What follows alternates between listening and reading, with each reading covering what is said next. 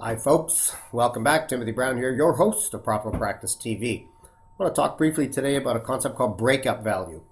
This is when the sum of the parts is not necessarily worth or can be worth more than the whole. Very recent example.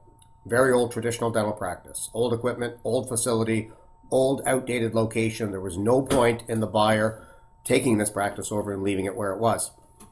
We put just the goodwill or the client list up for sale on the market. And the offering included the phone number to be transferred to the buyer and a lovely letter of endorsement and a letter of introduction from the selling dentist to the purchasing dentist, and a little wine and cheese reception was hosted by the buyer. And that's all transpired. Closed deal. The reception was last week. Had a very favorable report from the buyer. Here's the irony. That practice was only grossing about $200,000 a year. It was very small, outdated, no hygienist. We sold the goodwill for $250,000, folks, because these were very loyal, educated patients. Many of them had very adequate dental care, but some of them were in need of perhaps more advanced treatment and services.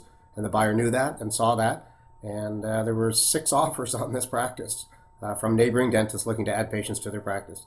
They didn't have to take over the old equipment. There was no staff to assume, no staff liabilities, no premise lease, no landlord, just a phone number, 800 charts, a lovely letter of introduction. Sorry, it could have been 600 charts. Sorry for that, but I can look up the final figures. But I do know it's sold for well above appraised, and it's sold for $250,000, which is about 125% of gross.